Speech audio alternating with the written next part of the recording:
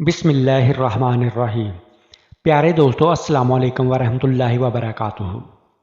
جب انسان ہر طرف سے پریشانیوں، تکلیفوں، مصیبتوں، تفکرات، الجھنوں اور بیماریوں میں گر جاتا ہے، موت کے سائے اس کے سر پر منڈلانے لگتے ہیں، اپنی تمام تر وسعتوں کے ساتھ دنیا اس کو اپنے اوپر تنگ ہوتے ہوئے محسوس ہوتی ہے، تو ان سب کیفیتوں سے نکلنے کا صرف ایک حل اور ایک علاج ہے۔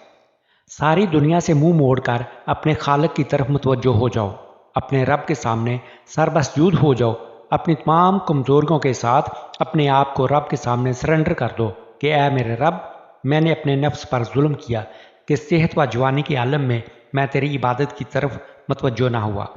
اب اگر تو نے مجھ پر رحم نہ کیا اور میرے گناہوں کو معاف نہ کیا تو میں یقیناً خسارہ پانے والوں میں سے ہو جاؤں گا۔ ان حالات میں جب آپ پر خوف طاری ہو، غم گھیر لے، تفکرات محاصرہ کر لے، تو آپ فوراً اپنے رب کی طرف بھاگو، نماز کی طرف آؤ، جس سے آپ کی روح کو فرحت و سکون ملے گا اور دل کو راحت و اطمینان ملے گا۔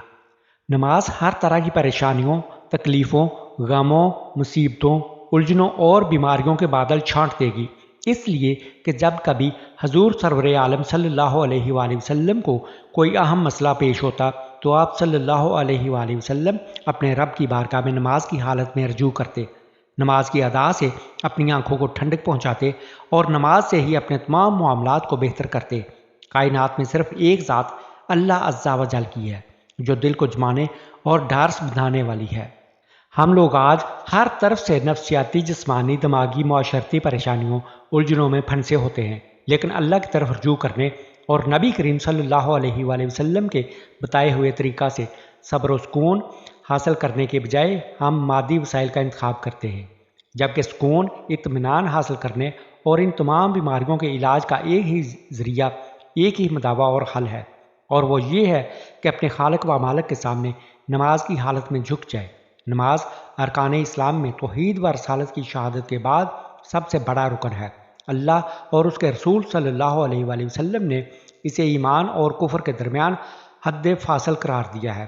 نماز اسلام میں ایسا عمل ہے جو ہر امیر، غریب، مرد، عورت، کمزور، طاقتور، سب پر بلا تفریق کے سفر و حضر ہر صورت میں فرض ہے اور اس کو ادا کرنے کا حکم ہے، جبکہ دیگر عبادات کا ایسا حکم نہیں، بلکہ ان میں حالات کو پیش نظر رکھا گیا۔ مثلا زکوٰۃ اور حج اس کی استطاعت رکھنے والے کے اوپر فرض ہے۔ نماز قرب الہی کا ذریعہ ہے۔ نماز تمام عبادات میں افضل ترین عبادت ہے۔ نماز تمام عبادات کی اصل اور اہل ایمان کی معراج ہے۔ نماز اسلام میں سب سے پہلی عبادت ہے۔ قرآن حکیم میں 90 سے زیادہ مرتبہ نماز کا ذکر کیا گیا ہے۔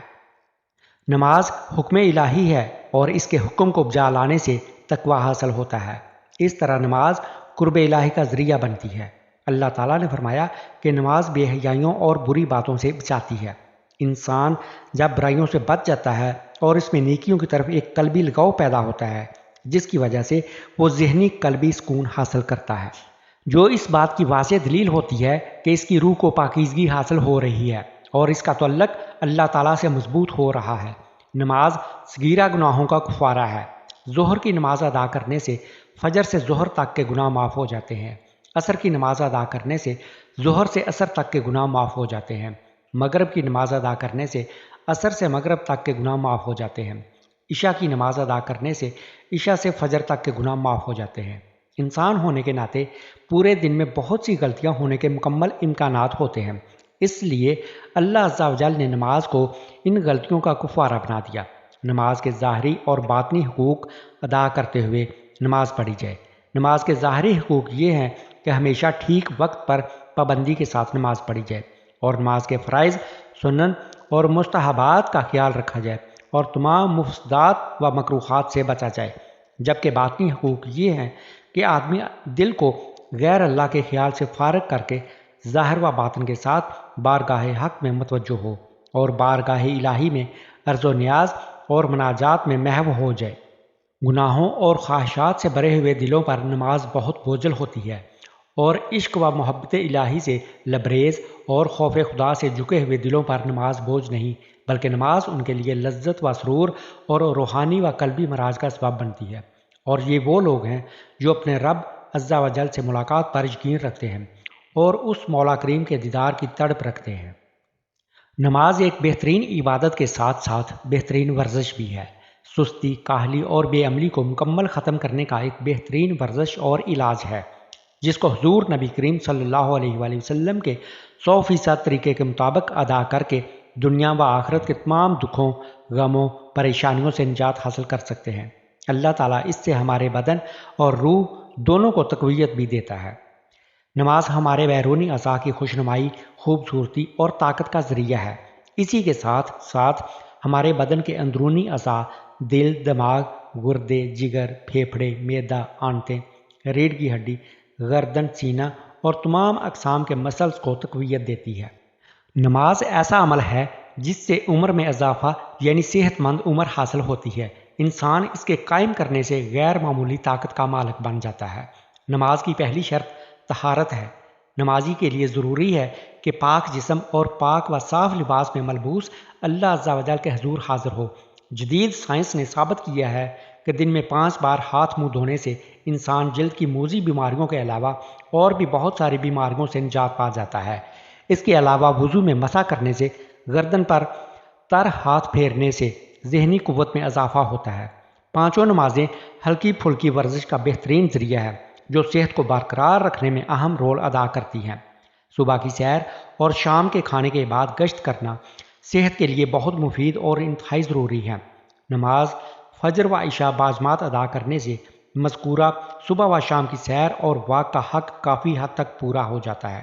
یوں ہی مذہبی فریضہ کی ادائیگی کے ساتھ ہم متوازن صحت کے اصولوں پر بھی کاربند رہتے ہیں۔ نماز برائیوں اور بے حیائیوں کے فعلوں سے بچاتی ہے، نیکیوں کی طرف مائل کرتی ہے۔ اگر نماز کی حقیقی روح کو سمجھ لیا جائے تو پھر معاشرہ بہت جلد تمام معاشرتی و سماجی برائیوں سے پاک ہو سکتا ہے۔